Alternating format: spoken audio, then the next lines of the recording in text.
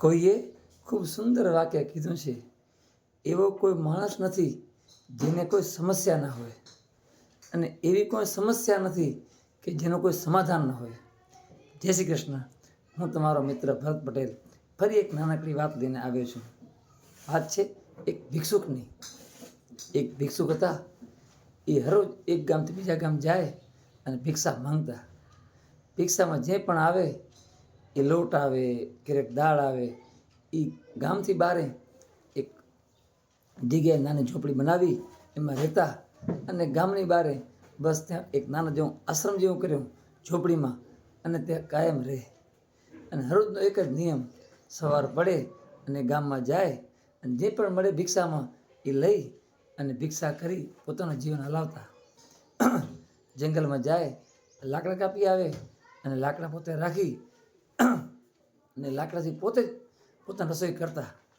આમ ચાલતું. એક દિવસ થોડાક લાકડા વેણતા વેણતા જંગલમાં આગળ નીકળી ગયા.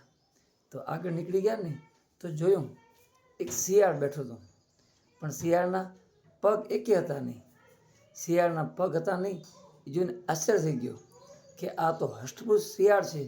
કારણ કે શિયાળ હતું ને એકદમ તાજુમાજુ હતું, હષ્ટપુષ્ટ હતું.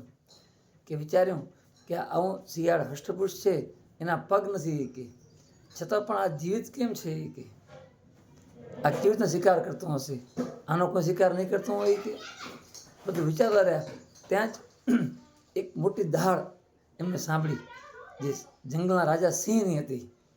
અને વાંદરા આમથી આમ એક ડાળીમાંથી બીજી ડાળીમાં જવા માંડ્યા, અને આ બધું થવા માંડ્યું. પોતે ભિક્ષુક પણ પોતાની જાન બચાવવા માટે તરત ઝાડ પર ચડી ગયા. ઝાડ પર ચડી ગયા જોવા માંડ્યા શું થઈ રહ્યું છે એ કે. થોડી વાર થઈને તે સિંહ આવ્યો. સિંહના મોઢામાં હરણનું બચ્ચું હતું, જે સિંહે શિકાર કરી અને મારી નાખ્યું હશે, પણ પોતાના મોઢામાં હતું. અને જે શિયાળ બેઠું હતું ને ત્યાં એને નાખ્યો ટુકડો આપ્યો, અને પોતે પણ ખાવા માંડ્યો અને શિયાળ પણ ખાવા માંડ્યો. આ બધું જોયું ને તો એને એમ થયું, ભગવાન માથે વિશ્વાસ આવ્યો કે વાહ ભગવાન વાહ, તે કેવી લીલા કરી છે એ કે, જેના પગ નથી છતાં પણ તો એને ખાવાનું પહોંચાડશો એ કે. વિચારતા રહ્યા. પછી વિચાર્યું કે કદાચ આજે જ આવું થયું હશે એ કે, હજી કાલ પણ હું આવીશ કે એમ. વરે સિંહ ત્યાં હાલે ગયો અને ભિક્ષુક પણ પોતાના રસ્તે ચાલ્યા ગયા. વરે કાલના દિવસે વરે નિત્યક્રમ થવા માંડ્યો. વરે જંગલમાં આવ્યા અને વરે એ જ ઝાડમાં ચડી ગયા કે આજ પણ જોવું છે કે આ કાયમનું છે કે ખાલી આજે જ છે. ઝાડ ઉપર ચડી ગયા. વરે સાંજ થઈ અને વરે એને વરે સિંહની દાળ થઈ અને વાંદરા આમથી આમ થયા, અને વરે એક શિકાર કરી અને સિંહ આવ્યો. ટુકડો ત્યાં શિયાળના કને રાખ્યો. શિયાળે ખાય અને પોતે પણ ખાતો. એને પાકો વિશ્વાસ આવી ગયો કે ભગવાન જગતમાં છે ને છે જ, કે ભૂખ્યા કોઈને રાખતા જ નથી. જેને પેટ આપ્યું છે ને તેને અન્નનો દાણો આપે જ છે.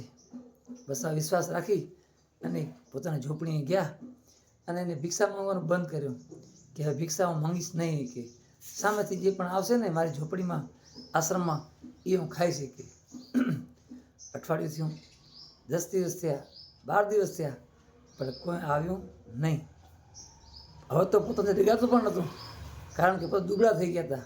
કોઈ માણસ ખાય નહીં, કારણ કે પોતે છે ને મનનો એવો ભાવ રાખ્યો હતો કે ભગવાન મારી મદદ કરશે તો જ મારે ખાવું છે એમ. પોતાની જીદમાં બેઠા હતા એ રહી, પણ કોઈ આવ્યું નહીં. 15 દિવસ થયા, હવે તો એને જગાતું પણ નહોતું. ઝૂંપડીની બારે માંડ બેઠા. ત્યાં બેઠા થોડી વાર થઈ તો જોયું ને તો એક સંત મહાત્મા ત્યાંથી નીકળ્યા. તો સંત મહાત્માને એને પ્રણામ કરી અને કીધું કે ભગવાન જેવું જગતમાં સંત છે જ નહીં કે મારી તો શ્રદ્ધા ઉઠી ગઈ છે ભગવાનમાંથી. તે સંતે કીધું શું થયું એ કે, તો કે મેં બધી એને વાત કરી કે જંગલમાં એક શિયાળ છે, એના પગ હતા જ નહીં કે, છતાં પણ સિંહ એની મદદ કરતો હતો એ કે, એના શિકાર કરવાના બદલે એ કે હરરોજ આવી અને શિયાળને ખવડાવે એ કે, અને એને તાજમાજુ રાખ્યું એ કે. તો ભગવાન કે મને પણ એને ખવડાવવા માટે કોઈક મૂકવો જોઈએ એ કે, પણ મારા પાસે કોઈ નથી આવતું એ કે. ત્યારે સંતે ખૂબ મસ્ત જવાબ આપ્યો એ કે તું મૂર્ખ છો એ કે. મૂર્ખ, ભગવાને આપણને આવું સારું શરીર આપ્યું છે એ કે, આપણને મહેનત કરવા 2 હાથ આપે છે એ કે, જવા માટે પગ આપે છે એ કે, તો આપણે ખુદ આપણા માટે તો કરી પણ બીજા માટે પણ આપણને અવસર મળે તો આપણે મદદ કરવી જોઈએ કે ભગવાન છે ને તને સિંહ જેવો બનાવવા માંગે છે કે શિયાળ જેવું નહીં કે શિયાળને તો 2 પગ કપાઈ ગયા હતા એટલા માટે ભગવાન એની વ્યવસ્થા કરી, પણ તને તો બધું એકદમ સારું આપ્યું છે કે જેના કને કાંઈ નથી હોતું છતાં પણ પોતે પોતાના જીવન સ્વાવલંબી જીવવા માટે મહેનત મજૂરી કરે છે કે તો બસ આ નાનકડી વાત પરથી એક શીખ લઈ કે ભગવાન મદદ સોટે કરે છે, પણ એની કે જેનો કોઈ નથી.